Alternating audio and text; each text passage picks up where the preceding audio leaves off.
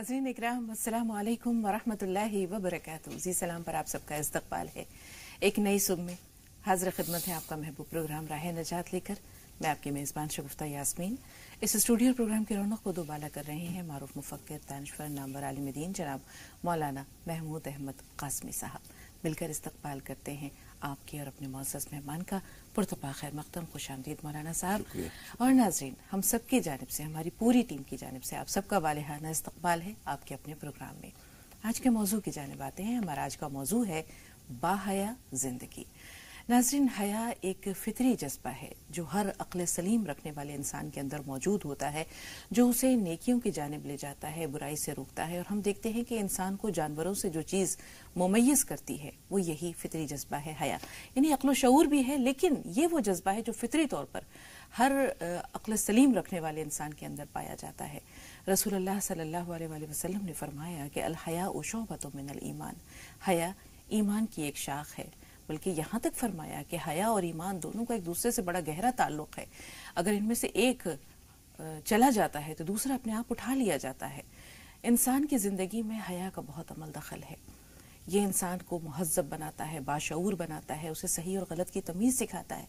हम ये देखते हैं कि हया का मफ़हूम बड़ा वसी है और अमूमन हम ये देखते हैं कि इसको हमने जोड़ रखा है फ़हाशी से, उरियानी से, बेबाकी से, लेकिन इसके जो माना है बड़े वसी हैं और इसमें इंसान का अखलाक भी शामिल हो जाता है, उसके अतवार भी शामिल हो जाते हैं, उसकी तहजीब भी शामिल हो जाती है।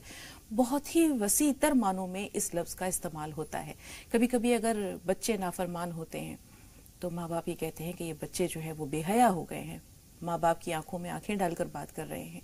तो अखलाक है, किरदार है, आदात है, अतवार है, अफकार है, ख्यालात हैं, जज्बात हैं, एहसासात हैं, इन सब का हया से बहुत गहरा ताल्लुक है। मिलकर मौलाना साहब से जानते हैं कि हया का दायरा कितना वसी है, कहाँ से शुरू होता है और कहाँ तक फैलता है। मौलाना साहब। अल्हम्दुलिल्लाह वहदह वस्सलातु वस्सलामु अला मन ला नबिय्य बअदह, अम्मा बअद, फ़क़द क़ाल अलैहि अस्सलातु वस्सलाम अल हयाउ क़ुरनाउ जमीआ औ कमा क़ाल अलैहि अस्सलातु वस्सलाम। नाज़रीन किराम, जैसा कि अभी अर्ज़ किया गया कि हया ईमान की शाखों में से एक अहम तरीन शाख है। सहाबी रसूल हज़रत अबू अय्यूब अंसारी रज़ियल्लाहु तआला अन्हु फरमाते हैं कि तमाम अंबियाए किराम की ये सुन्नत है, एक तो खुशबू लगाना, दूसरे निकाह करना, तीसरे मिसवाक करना और चौथे हया करना। ये तमाम अंबियाए किराम की सुन्नतों में से, उनकी आदतों में से। आज हम लोगों ने हया को सिर्फ निगाह तक या कपड़ों तक हमने महदूद कर रखा है। बिलाशुबहा हया की एक अहम तरीन सिफत है और ये ख़ासियत है जो निगाह से भी मुताल्लिक़ होती है और कपड़ों से भी इसका ताल्लुक़ होता है। लेकिन हया का दायरा बड़ा वसी और वसीअतर है। वसीअतर इस माना कर भी है कि इसका ताल्लुक़ अल्लाह ताला की ज़ात आली से भी है। हया अल्लाह ताला की ज़ात में भी होना चाहिए, अल्लाह की रुबूबियत में होना चाहिए, हया मुआमलात में भी होना चाहिए, हया अखलाकियात में भी होना चाहिए, हया मुआशरत में भी होना चाहिए। अल्लाह ताला की ज़ात आली में जो हया होनी चाहिए वो ये है कि अल्लाह ताला के साथ में किसी को शरीक न ठहराए। बेशक शिर्क करना एक बड़ा गुनाह है। व इन्न शिर्क लज़ुल्मुन अज़ीम, शिर्क बड़ा गुनाह है। तो शिर्क ये बड़ा गुनाह है। अल्लाह ताला की ज़ात आली से भी इसको जोड़ा जाए और अल्लाह ताला के साथ में शरीक किसी को न करार दिया जाए। ऐसे ही अल्लाह ताला की जो ज़ात है रुबूबियत वाली, उस रुबूबियत वाले मसले में भी किसी को शरीक न ठहराया जाए और किसी और की बंदगी अल्लाह ताला के साथ में के अलावा न की जाए। मामलात के अंदर भी हया होनी चाहिए। हमारा आपका कोई मामला है, मामला तय पाया है, वो मामला जो तय पाया है उस मामले के अंदर खयानत नहीं होनी चाहिए, हेरा फेरी नहीं होनी चाहिए और उसके अंदर वादा खिलाफी नहीं होनी चाहिए। آپ کو اپنے اس معاملے کا پاس و لحاظ ہونا چاہیے، خیال ہونا چاہیے جو آپ نے کیا ہے۔ اسی طریقے سے اخلاقیات کے اندر بھی حیا ہونی چاہیے۔ آدمی جب بدخلق ہو جاتا ہے تو بدخلقی انسان کو جہنم کی طرف لے کے جاتی ہے، اور انسان کے اندر جب ایمان آتا ہے تو ایمان انسان کو جنت کی طرف لے کر کے جاتی ہے، اور حیا بھی اس کے اندر شامل ہے کہ حیا اور ایمان یہ دونوں ساتھی ہیں، اور یہ دونوں ساتھ ساتھ ملتے جلتے ہیں۔ جہاں ایمان پایا جاتا ہے وہاں حیا پائی جاتی ہے، اور جہاں حیا پائی جاتی ہے وہاں ایمان پایا جاتا ہے۔ یہ دونوں لازم اور ملزوم ہے۔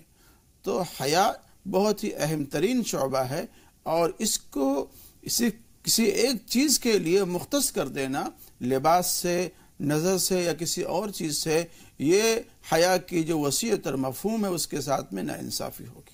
حیا کو کسی صنف کے ساتھ مخصوص کر دینا کیسا ہے؟ عموماً اگر بڑے یہ بات کہتے ہیں کہ لڑکیوں میں حیا ہونی چاہیے، خواتین میں حیا ہونی چاہیے، ایسا کہنا بالکل درست ہے، لیکن ہر فرد کو باحیا ہونا چاہیے۔ اس کو کسی صنف کے ساتھ مخصوص کر دینا، اس کے اخلاق کے ساتھ، اس کے نشست و برخاست کے ساتھ، اس کے عادات و اطوار کے ساتھ، یہ کچھ زیادتی نہیں ہے۔ ہم یہ دیکھتے ہیں کہ ہماری والدہ جس طرح ہمیں نصیحت کیا کرتی تھیں، بالکل اسی طرح میرے بھائی کو بھی نصیحت کرتی تھیں۔ جس طرح ہمیں حیا کی تربیت دیتی تھی، اسی طرح بھائی کو بھی، کہ بہنوں کے سامنے کس طرح بیٹھنا ہے، دیگر خواتین کے ساتھ کس طرح گفتگو کرنی ہے۔ تو آج کے دور میں حیا کی ضرورت کتنی ہے، خواہ وہ لڑکا ہو چاہے لڑکی ہو، بیٹا ہو چاہے بیٹی ہو، ان دونوں کی تربیت میں۔ دونوں کی تربیت میں حیا کا بہت ہی زیادہ عمل دخل ہے۔ آج کل زیادہ فوکس جو کیا جاتا ہے صرف عورتوں کی طرف کیا جاتا ہے کہ عورتوں کو، بچیوں کو، لڑکیوں کو حیادار ہونا چاہیے، حالانکہ یہ ایسی ممدوح صفت ہے، پسندیدہ صفت ہے، جو مردوں کے اندر بھی ہونا چاہیے اور عورتوں کے اندر بھی ہونا چاہیے۔ آپ کو معلوم ہے کہ سیدنا عثمان غنی رضی اللہ تعالیٰ عنہ کتنے باحیا لوگوں میں سے تھے۔ ایک مرتبہ آپ تشریف فرما تھے اور آپ کی پنڈلیاں کھلی ہوئی تھیں۔ سیدنا صدیق اکبر رضی اللہ تعالیٰ عنہ حاضری کی اجازت چاہتے ہیں، ان کو پرمیشن مل جاتی ہے۔ اس کے بعد سیدنا عمر فاروق رضی اللہ عنہ آتے ہیں، ان کو بھی پرمیشن مل جاتی ہے۔ لیکن اس کے بعد عثمان غنی رضی اللہ تعالیٰ عنہ کنڈی کھٹکھٹاتے ہیں اور کہتے ہیں کہ میں فلاں ہوں۔ تو اللہ کے رسول جس انداز میں بیٹھے ہوئے تھے، آپ نے اپنی نشست کو صحیح کر لیا، جو آپ کی پنڈلی کھلی ہوئی تھی آپ نے اس کو چھپا لیا، اور لوگوں نے اس پر تعجب کیا۔ تو اللہ کے رسول نے ارشاد فرمایا کہ بھئی میں کیوں نہ عثمان غنی سے حیا کروں، جبکہ اس سے فرشتے بھی حیا کیا کرتے ہیں۔ تو یہ مرد و زن دونوں کے اندر حیا والی صفت ہونی چاہیے، اور یہ بہت ہی ممدوح صفت ہے، بہت ہی اچھی صفت ہے، اور خاص طور سے لڑکیوں ہی کی طرف اس چیز کو موڑ دینا کہ نہیں عورتوں ہی کو باحیا ہونا چاہیے، مردوں کے اندر حیا نہیں ہونی چاہیے، یہ بات اچھی نہیں ہے۔ بالکل، آپ نے جو واقعہ سنایا اس میں حضرت عائشہ قریب ہی بیٹھی ہوئی تھی۔ جب حضرت ابوبکر آئے تو وہ بھی وہاں پر بیٹھی ہوئی تھی، بلکہ رسول اللہ نے یہ بھی کہا حضرت عائشہ سے کہ تم بھی درست ہو جاؤ۔ تو حضرت عثمان غنی کا یہ حال تھا کہ وہ تنہائی میں بھی اللہ تعالیٰ سے شرماتے تھے۔ اکثر وہ اپنے لباس پہنتے وقت دوہرے ہو جایا کرتے تھے، جبکہ کمرہ بالکل اکیلا ہوتا تھا اور اس میں کوئی بھی نہیں ہوتے تھے۔ تو مردوں میں ایسی صفات ہے، خود رسول پاک صلی اللہ علیہ وسلم خود باحیا تھے، کہتے ہیں کہ آپ جو ہے وہ کماری لڑکیوں سے بھی زیادہ جو ہے وہ حیادار تھے۔ تو اگر ہم حیا کی بات کریں مولانا صاحب، تو ہمارے خیالات کا پاکیزہ ہونا، اس کا حیا سے کتنا تعلق ہے؟ ہمارے افکار کا پاکیزہ ہونا، اس کا حیا سے کتنا تعلق ہے؟ اور قیامت کے دن کس طرح ان تمام چیزوں کا اللہ تعالیٰ ہم سے محاسبہ کرے گا کہ ہم نے اپنے افکار، اپنے خیالات کو کس طرح پاکیزہ اور منزہ کیا تھا، اور یہ چیزیں ہماری شخصیت پر کس طرح اثرات مرتب کرتی ہیں، اس کے بارے میں آپ سے جاننا چاہتے ہیں۔ اس معاملے کو میں ایک حدیث رسول سے جوڑنا چاہتا ہوں، اور عبداللہ بن مسعود رضی اللہ تعالیٰ عنہ اس کے راوی ہیں، وہ فرماتے ہیں کہ جناب رسول اللہ صلی اللہ علیہ وسلم نے ارشاد فرمایا کہ اے لوگو، اللہ تعالیٰ سے حیا کرو جیسا کہ اس سے حیا کرنے کا حق ہے۔ تو لوگوں نے عرض کیا کہ اللہ کے رسول، الحمدللہ ہم لوگ اللہ تعالیٰ سے حیا کرتے ہیں۔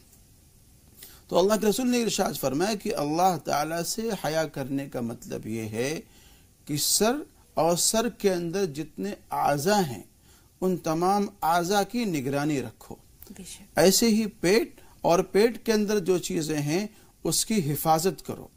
مرنے کے بعد اور مرنے کے بعد بوسیدہ ہو جانے کے منظر کو اپنے دماغ میں، اپنے خیال میں، اپنی نظروں میں رکھو.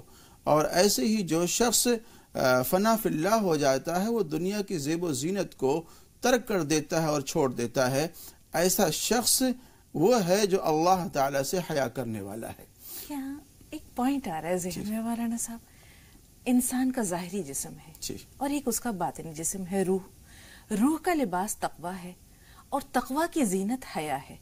اس کو ذرا تفصیل سے بتائیے کہ روح کا لباس تقویٰ اور تقویٰ کی زینت حیا کیسے ہے؟ جب انسان کے اندر تقویٰ آ جائے گا، انسان کے اندر تقویٰ آ جائے گا، انابت اللہ آ جائے گا، خشوع کے اندر آ جائے گا، اللہ کا خوف آ جائے گا، تو یہ خوف اور خشیت الہی انسان کے اندر اپنے آپ حیا کو، شرمندگی کو ڈال دیتی ہے. اور جب انسان کے اندر حیا آ جائے گا، شرمندگی آ جائے گی، باحیا ہو جائے گا اور حیا جیسی صفت سے اپنے آپ کو متصف کر لے گا، تو پھر اس کے نظریات، افکارات، خیالات، یہ تمام کی تمام چیزیں اپنے آپ ہی بدل جائیں گی. یعنی ہم یہ کہہ سکتے ہیں کہ حیا جو ہے وہ ایک طرح کی زینت ہے. انسان کے اخلاق کو سنوارتی ہے، اس کے عادات کو سنوارتی ہے، اس کے اطوار کو سنوارتی ہے، اس کی پوری شخصیت کو ایک حسن عطا کرتی ہے، نکھارتی ہے. ہم یہ دیکھتے ہیں کہ وہ شخص جو بہت غصے میں رہتا ہے، بہت معذرت کے ساتھ گالی گلوچ کرتا ہے، ناگفتہ بے الفاظ ادا کرتا ہے، تو اگر اس کے اندر حیا داخل ہو جائے تو وہ نرم ہو جائے گا، اس کے دل میں گداز آ جائے گا، اس کی زبان میٹھی ہو جائے گی، اس کا دماغ ٹھنڈا ہو جائے گا. اب یہ تمام چیزیں حیا کے ذریعے کیسے پیدا کی جائیں؟ اگر یہ زینت ہے تو اس زینت سے انسان خود کو آراستہ کیسے کرے؟ تمام انبیاء کرام کی جو سیرتوں سے ایک چیز ماخوذ ہے، تمام انبیاء کرام کی سیرتوں سے جو ایک بات ماخوذ ہے، اور ایک بہت ہی بہتر مقولہ ہے جو زبان زد ہے لوگوں کے، اذا فاتک الحیاء ففعل ما شئت، کہ جب انسان کے اندر سے حیا ختم ہو جاتی ہے تو پھر وہ آدمی جو چاہے کرے، جو چاہے بولے، اور جہاں چاہے وہاں کھائے پیے، اٹھے بیٹھے، پھر اس کو کوئی چیز مانے نہیں بنتی ہے، روکتی نہیں ہے. تو بلا شبہ حیا ایک ایسی صفت ہے جو صفت محمود میں سے ہے، انسان کو مزین کرتی ہے، آراستہ کرتی ہے، اس کے خیالات کو، اس کے افکارات کو، اس کے نظریات کو درست کرتی ہے، یہاں تک کہ اس کے بول چال میں بھی تبدیلی لے کر کے آتی ہے. کیا بولنا ہے، کس سے بولنا ہے، اور کہاں کون سا جملہ بولنا ہے، اس کا بھی وہ پاس و لحاظ کرتا ہے. راستے میں چلنا کیسے ہے، نگاہیں کہاں رکھنی ہے، اس کا بھی خیال کرتا ہے. کہاں کھانا ہے، بیٹھ کے کھانا ہے، کھڑے ہو کر کے کھانا ہے، کیا پینا ہے، کیسے پینا ہے، اس کا بھی پاس و لحاظ کرتا ہے. تو حیا یہ تمام انبیاء کرام کی سنتوں کا ایک نچوڑ ہے، خلاصہ ہے، جو خلاصہ ہماری اور آپ کی زندگی کے اندر آنا چاہیے، چاہے وہ مرد ہوں چاہے عورت ہوں. اور حیا ایک ایسی خوبی ہے جو انسان کے سانچے کو اور نکھار دیتی ہے، اس کو مرصع کر دیتی ہے. ہم نے ابھی بات کی بہت ساری عادات اور اطوار کی. ہم دیکھتے ہیں آج ہمارے سماج میں جھوٹ، اس کا چلن بہت ہو گیا ہے. کسی کو دھوکہ دے دینا یہ بھی عام ہوتا جا رہا ہے. یہ جو جھوٹ اور دھوکہ ہے، مسلمان اول تو جھوٹ نہیں بول سکتا اور دوسرے وہ کسی کو دھوکہ نہیں دے سکتا. تو آج کا مسلمان کیا بے حیا ہو گیا ہے؟ ابھی بات آئی کہ حیا کا دائرہ کار جو ہے وہ بہت ہی وسیع ہے. جیسے اللہ کی ربوبیت میں ہے، معاملات میں، اخلاقیات میں ہے، ایسے ہی ان تمام چیزوں کے اندر بھی ہے کہ جب آپ کسی سے معاہدہ کر لیتے ہیں تو آپ کو اس معاہدے پر باقی رہنا چاہیے، اس سے سر منہ انحراف نہیں کرنا چاہیے، اس سے سرتابی نہیں کرنا چاہیے، اس سے انکار نہیں کرنا چاہیے. تو بلا شبہ اگر کوئی آدمی وعدہ خلافی کرتا ہے، عہد و میثاق کا خیال نہیں کرتا ہے، تو پیمان کا خیال نہیں کرتا ہے، تو بلا شبہ اس کے اندر حیا نہیں ہے. اگر حیا اس کے اندر ہوتی تو اپنی بات پر وہ قائم رہتا. اس طرح سے اللہ تعالیٰ کی ذات میں حیا ہونا چاہیے، ایسے ہی انسانوں کے معاملات کے اندر بھی حیا ہونا چاہیے.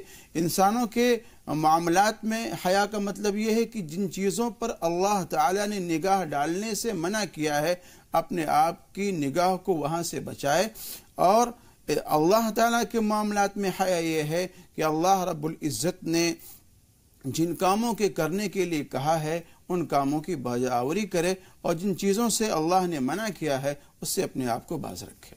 بالکل. ہم دیکھتے ہیں کہ جب حضرت فاطمہ رضی اللہ تعالیٰ عنہ کا انتقال ہوتا ہے تو وہ یہ وصیت کرتی ہیں، اپنے غسل کا پانی بھی انہوں نے تیار کر رکھا تھا، سب چیز ایسے کہ جیسے انہیں یہ آگاہی ہو گئی تھی کہ آج ان کا دنیا میں آخری دن ہے۔ اس کے بعد وہ یہ تاکید کرتی ہیں کہ مجھے رات کے وقت دفن کرنا، دن کے وقت دفن کرنے میں انسان کی جو میت ہوتی ہے وہ چادر میں لپٹی ہوتی ہے، کچھ نہ کچھ جسم کی ساخت نمایاں ہونے کا اندیشہ ہوتا ہے۔ یہی حضرت رابعہ بصری رحمۃ اللہ علیہ نے کہا تھا اپنی کنیز کو کہ مجھے رات کی تاریکی میں دفن کرنا، مجھے دن کی روشنی میں دفن نہ کرنا۔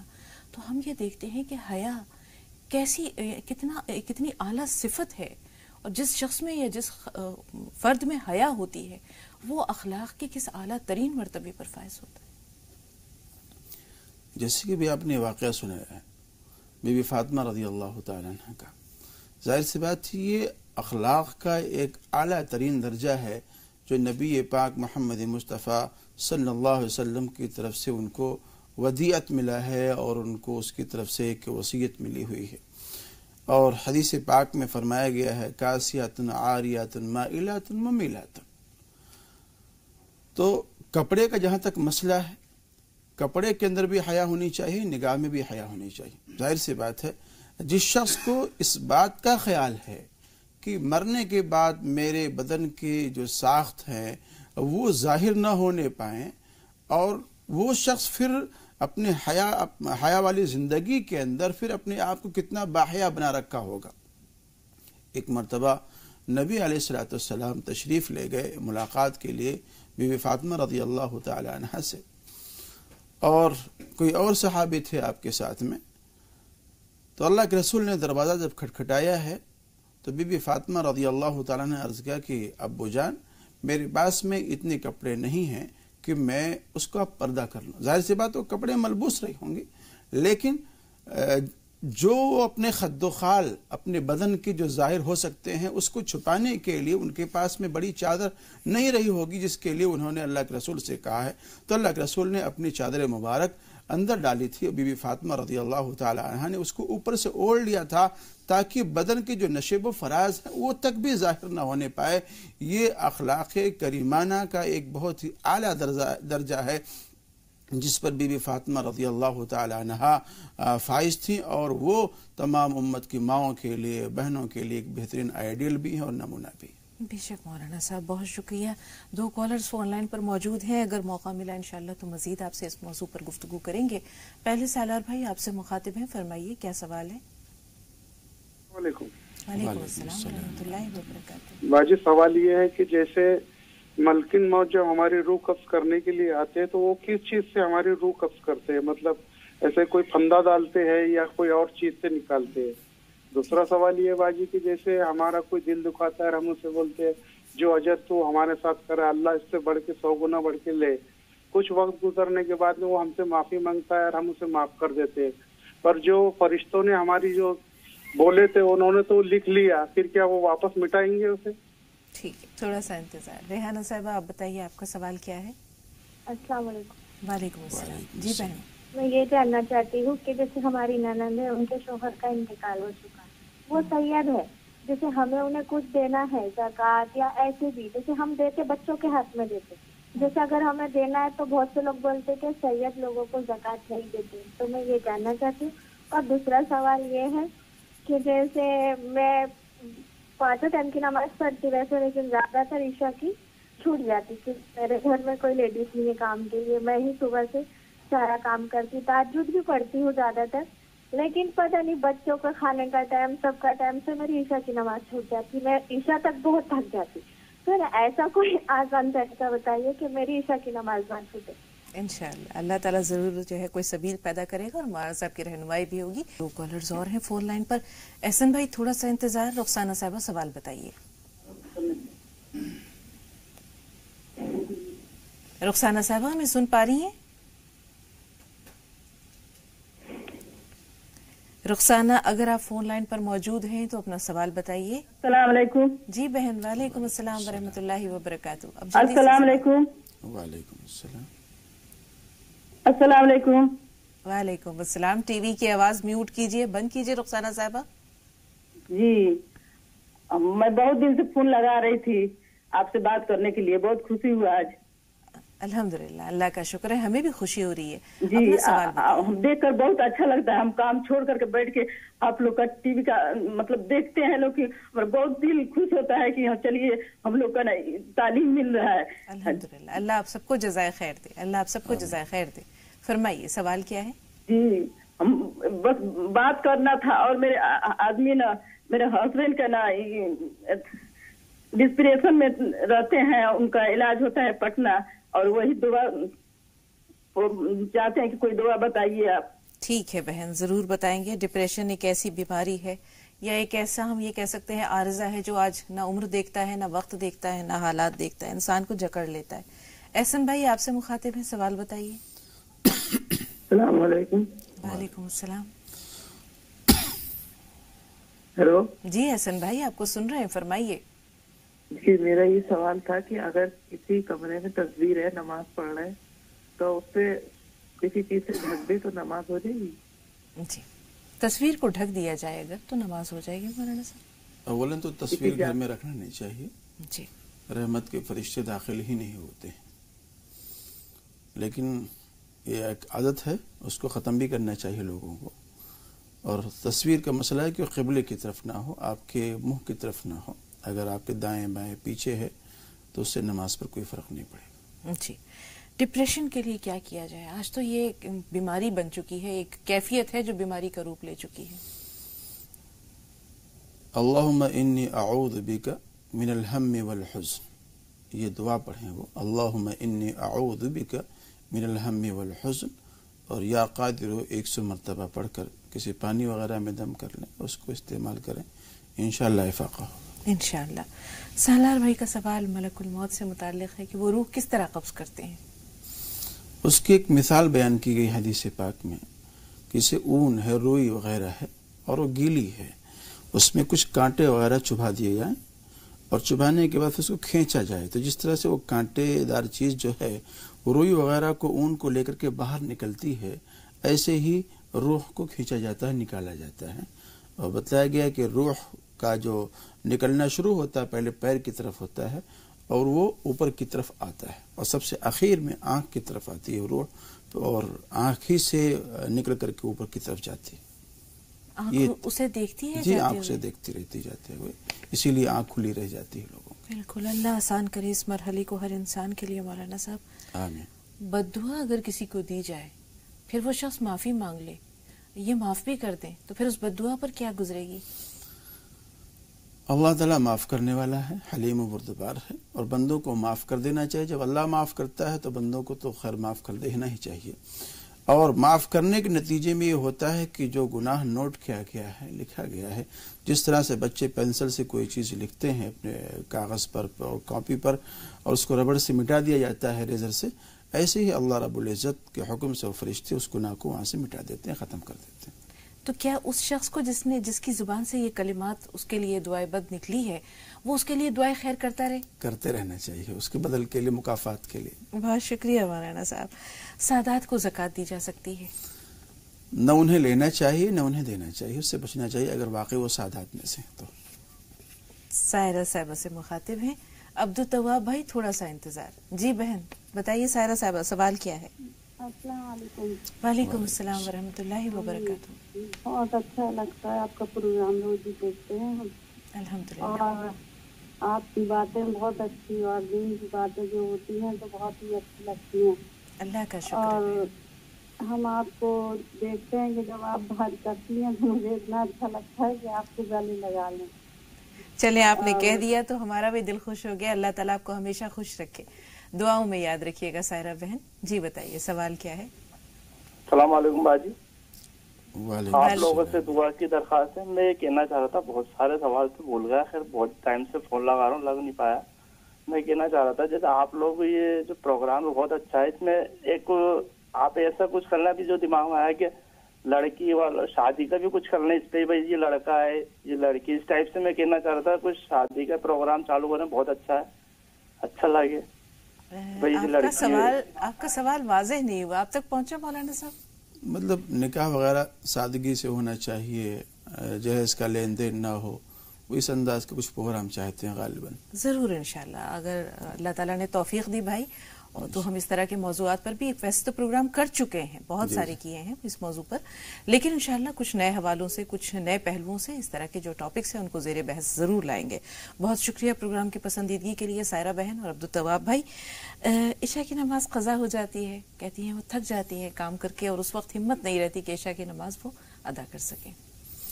3 چیزیں ہیں جس میں تاخیر نہیں کرنی چاہیے۔ جی، نماز کا وقت ہو جائے نماز پڑھ لیں، بچے نکاح کے قابل ہو جائیں ان کا نکاح کر دیا جائے، جنازہ تیار ہو جائے تو اس کے دفنانے میں، تجہیز و تکفین میں تاخیر نہیں کرنا چاہیے۔ اور سستی اس لیے ہو جاتی ہے کہ شیطان پیچھے لگا رہتا ہے، اور جیسے اذان ہو، اذان ہوتے ہی نماز پڑھ لیں۔ اگر آپ نے یہ طے کیا کہ نہیں ابھی کچھ دیر کے بعد ہم پڑھیں گے، تھوڑی دیر کے بعد پڑھیں گے، تو پھر وہ ٹلتا جاتا ہے، یہاں تک کہ یا تو مؤخر ہی ہو جاتی ہے وہ چیز، یا تو چھوٹ ہی جاتی ہے۔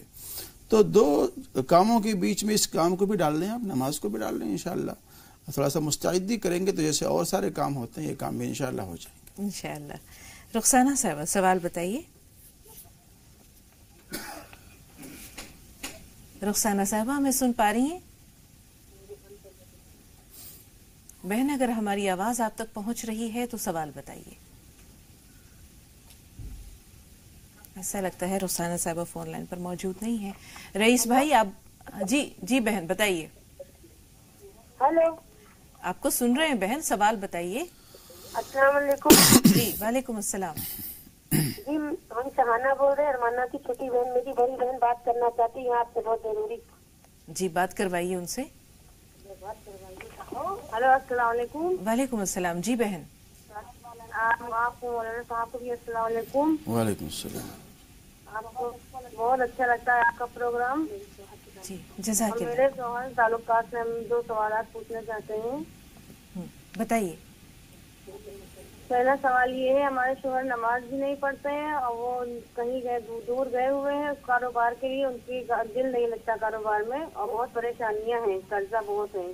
ٹھیک ہے، دوسرا سوال۔ میری امی سے بات کر لیجیے، آپ سے پریشان ہے، آپ سے بہت پریشان ہے، وہ بات کرنے کے لیے آپ کو بہت یاد کرتی ہیں، آپ کو دعا بہت دیتی ہیں، پلیز بات کر لیجیے۔ بہت شکریہ دعاؤں کے لیے بہن۔ جی بات کروائیے۔ جی لیجیے۔ السلام علیکم مولانا صاحب اور دونوں کو۔ وعلیکم السلام ورحمۃ اللہ وبرکاتہ۔ جی آپ لوگوں کی دعا سے ہم ٹھیک ہوئے ہیں۔ میرے اوپر 5 سال میں فالج گری تھی اور ہم کو کچھ نہیں یاد تھا۔ اب ہم نماز بھی پڑھ لیتے ہیں، قرآن بھی پڑھ لیتے ہیں، اور ہم کوئی پڑھتا ہوا ہو تو بھول جاتا اس کو بتا بھی دیتے ہیں۔ ماشاء اللہ۔ اور دعا کریے، ہماری طبیعت ٹھیک نہیں ہے اور دعا کر دیجیے۔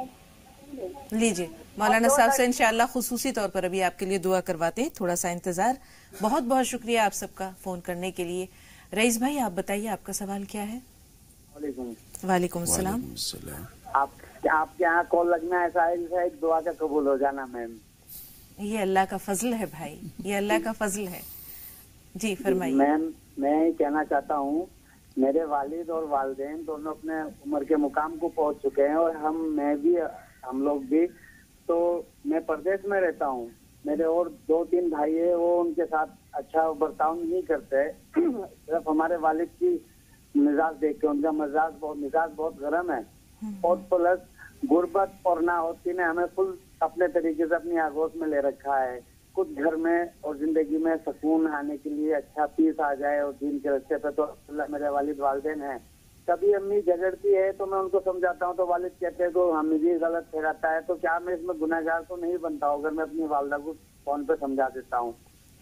غور سے سنیے گا رئیس بھائی، سوال بہت اچھا ہے۔ جی مولانا صاحب۔ دیکھیے اگر والدین نے کوئی بات کہی ہے، جی آپ کو کہی ہے یا آپ کے اہلیہ کو کہی، کسی اور کو کہا ہے، تو ان سے یہ پوچھنا کہ آپ نے یہ کہا ہے، یہ بھی بے ادبی میں سے ہے، یہ بھی بے ادبی میں سے ہے۔ اگر والدین کچھ کہتے ہیں تو اس کو نظر انداز کرنا چاہیے، اگنور کرنا چاہیے، اور ان کو اف بھی نہیں کہنا چاہیے، اور ان کے لیے تو دعا کرتے رہنا چاہیے، رب ارحمہما کما ربیانی صغیرہ، جس طرح سے انہوں نے ہماری بچپن میں تربیت کی ہے، الہ العالمین اسی انداز کی آپ ان پر رحم و کرم کا معاملہ فرمائیے۔ تو یہ والدین کے لیے دعا کرنا اولاد کے لیے یہ ذمہ فرض بھی ہے اور ضروری بھی ہے، اور والدین اولاد کو تو اپنے لیے یہ بات سعادت سمجھنا چاہیے کہ ماں باپ موجود ہیں، ان کی خدمت اور ان کے خیر و عافیت معلوم کرتے رہنا چاہیے. اور یہاں ماں باپ کی کیفیت اگر وہ عمر کے اس مقام پہ پہنچ جاتے ہیں 70 سال 80 سال، تو یہ وہ عمر ہے جب بوڑھے میں اور بچے میں فرق نہیں ہوتا. انسان یہ سوچے کہ اگر اس کا اپنا بچہ اس کی داڑھی نوچ لے یا ماں کے بال نوچ لے، اس کے کان سے بالی کھینچ لے، تکلیف ہوگی، لیکن وہ تو نہیں بچے پہ ناراض ہوتی. تو یہی کیفیت ماں باپ کی بھی ہوتی ہے. اس میں اجر کتنا ہے مولانا صاحب؟ کہ اپنا بچپن آدمی یاد کر لے جی. کہ بچپن میں کس طرح سے ہمارے ناز و نخرے انہوں نے برداشت کیے ہیں اور کیا کیا پریشانیاں انہوں نے ہمارے لیے برداشت کی ہیں. وہ اپنا بچپن سوچ کر کے ہر انسان کو اپنے ماں باپ کے بڑھاپے کو یاد کرنا چاہیے اور ان کے ساتھ میں وہی برتاؤ کرنا چاہیے جیسا آپ کے بچپن میں آپ کے ساتھ میں انہوں نے معاملہ کیا ہے، وہ معاملہ آپ ان کے بڑھاپے میں کریں. بالکل. رئیس بھائی نے خوشحالی کے لیے بھی کچھ جاننا چاہا ہے. 2 کالرز ہمارے ساتھ ہیں. رئیس بھائی کاغذ قلم ضرور اپنے پاس رکھیے گا، تھوڑی دیر میں انشاءاللہ اس طرف بھی آتے ہیں. شہناز آپ بتائیے آپ کا سوال کیا ہے؟ میرا سوال یہ ہے. جی ہلو، سن رہے ہیں آپ کو بہن؟ ٹی وی کی آواز بند کر دیجیے. بہت بہت شکریہ کہ آپ اتنا اچھا پروگرام دے رہے ہیں. اور میرا سوال یہ تھا کہ میری بیٹی کی ایگزام ہے تو کوئی دعا کرنا مولانا صاحب سے کہ دعا کرے. رشتے کے لیے دعا کرنا ہے؟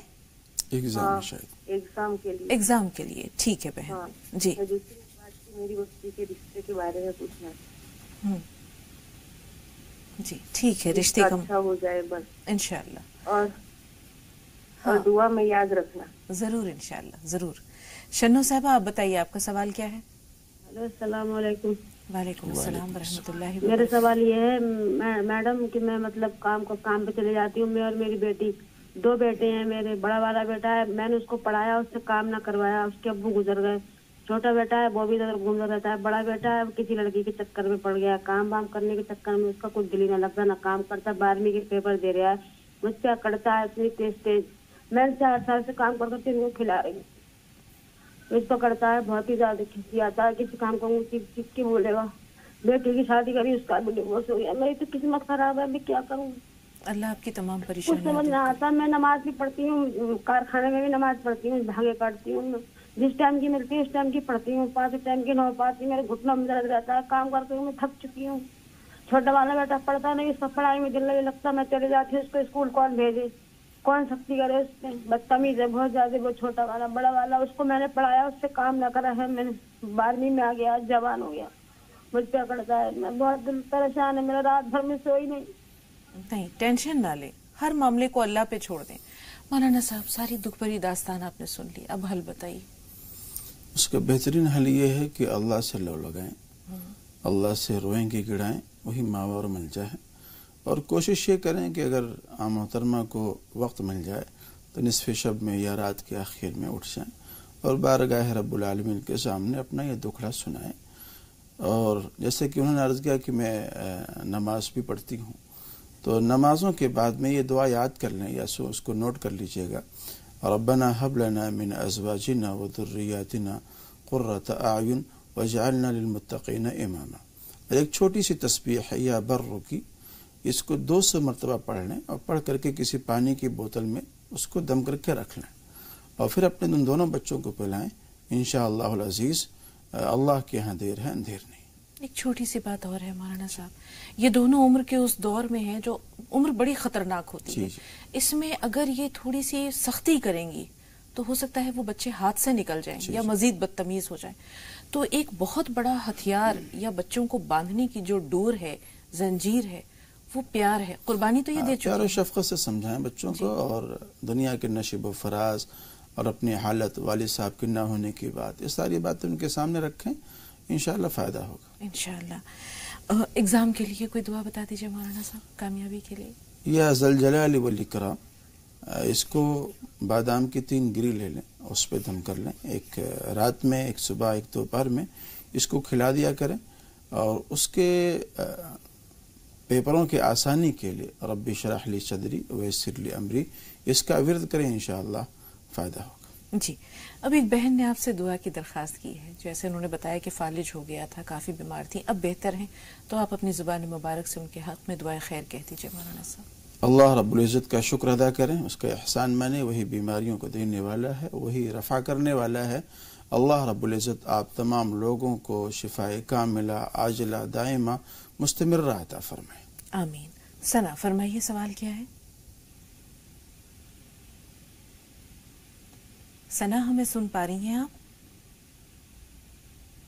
شائستہ صاحبہ اگر آپ ہمیں سن پا رہی ہیں تو اپنا سوال بتائیے۔ السلام علیکم۔ وعلیکم السلام ورحمۃ اللہ وبرکاتہ۔ جی بہن۔ جی ہمارا کاروبار بالکل نہیں چل رہا، کام ہی نہیں لگ رہا ہے جی، تو کام کے لیے کوئی دعا بتائیے۔ ٹھیک ہے، آپ غور سے سنیے گا، یہاں کاروبار میں پریشانیاں ہیں اور رئیس بھائی نے بتایا کہ غربت کے ہاتھوں بہت پریشان ہو چکے ہیں، تو اللہ تعالیٰ وہاں بھی خیر کا اور برکت کا معاملہ کریں۔ ان دونوں کے لیے کچھ بتا دیجیے مولانا۔ دونوں حضرات کو غور سے سن لیں۔ ایک بڑی سی تسبیح ہے، اس کو بدلا دیتا ہوں، اس ایک چھوٹی سی تسبیح ہے۔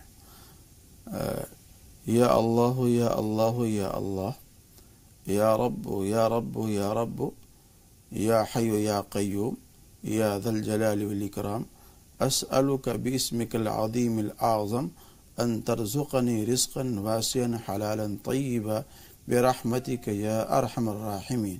اس کو صبح اور شام 3 بار پڑھیں، اور یا لطیفوں کو 133 مرتبہ پڑھیں، انشاءاللہ کاروبار میں فائدہ ہوگا۔ ساتھ ہی ساتھ نماز کی پابندی کا اہتمام کریں۔ جی، رخسانہ صاحبہ کے سوالات ہیں۔ ان کے شوہر کاروبار کے لیے کہیں گئے ہوئے ہیں، وہاں ان کا کام میں دل نہیں لگتا، دوسرے وہ نمازیں ادا نہیں کرتے ہیں، فرض نمازوں میں کوتاہی کرتے ہیں، تو ان دونوں مسئلوں کے لیے کچھ بتا دیجیے مولانا صاحب۔ محترمہ سے بھی درخواست ہے کہ وہ ان کے لیے دعا کریں اور کچھ صدقہ بھی نکالیں ان کے لیے، اور ساتھ ساتھ جو تسبیحات ابھی ایک بیان کی گئی ہیں یا لطیفوں کی، اس کو بھی پڑھ لیں انشاءاللہ العزیز۔ کاروبار بھی فائدہ ہوگا، اور جو قرض وغیرہ بتلایا ہے انہوں نے کہ قرض وغیرہ ہے، اس کے لیے یہ دعا پڑھیں، اللہم اکفنی بحلالک عن حرامک واغننی بفضلک عمن سواک۔ اس کو 3 مرتبہ پڑھ لیں مغرب کی نماز کے بعد، انشاءاللہ فائدہ ہوگا انشاءاللہ۔ روبہ سوال بتائیے۔ السلام علیکم ورحمۃ اللہ وبرکاتہ، آپ دونوں لوگوں کو۔ وعلیکم السلام ورحمۃ اللہ جی، وبرکاتہ۔ ہمارا مسئلہ کوئی نہیں ہے، بس ایک یہ ہے کہ جیسے ایک آپ کا پلیٹ فارم بہت بڑا ہے، ایک آپ اس کے امام لوگوں کی تنخواہ کے متعلق ایک آپ پروگرام کر دیتی۔ جیسے ہمارے وہاں ایک امام صاحب بیچارے آئے، انہوں نے کہا کہ ہماری بیوی بہت بیمار ہے اور ہماری تنخواہیں اتنی کم ہے کہ ہم لوگ کو بھیک مانگنے کے لیے مجبور ہونا پڑتا ہے، اور آپ کچھ ہماری مدد کر دیجیے۔ اور ہم نے جب پتہ کیا تو واقعی ان کی 3000 تنخواہ تھی، اور ان کی بیوی کا پتھری کا آپریشن ہونا تھا۔ تو اس میں عورتوں کے لیے بھی کہیے کہ وہ بھی آگے آئے ان کی مدد کے لیے یا ان کی تنخواہ دینے کے لیے، صرف مرد ہی نہ اس کام کو کے لیے رہے، عورتیں بھی آگے آئے۔ ضرور، انشاءاللہ۔ بہت شکریہ، بہت کم تنخواہیں ہیں۔ بہت شکریہ، اچھا موضوع ہے اور انشاءاللہ اس پہ ضرور گفتگو ہوگی۔ بہت بہت شکریہ، آپ نے اس بارے میں سوچا، اپنے خیالات جو ہے شیئر کیے، بہت اچھا لگا بہن۔ اسی طرح پروگرام دیکھتی رہیں۔ انور بھائی سوال بتائیے۔ السلام علیکم۔ وعلیکم السلام ورحمۃ اللہ وبرکاتہ۔ خیریت ہیں آپ لوگ؟ الحمدللہ و شکر للہ۔ جی انور بھائی۔ جی آپ کا پروگرام دیکھ رہا ہوں کافی ٹائم سے، ماشاءاللہ بہت اچھا ہے الحمدللہ۔ اور مولانا صاحب جو مطلب یہ بتاتے ہیں اس کا بھی اہتمام کرتے ہیں۔ جی بس آپ سے دعا کی درخواست ہے، کاروبار کے لحاظ سے آپ دعا کر دیجیے ہمارے لیے۔ ضرور کریں گے انشاءاللہ، مولانا صاحب بھی اور ہم بھی اپنی دعاؤں میں اپنے تمام ناظرین کو ضرور یاد رکھتے ہیں۔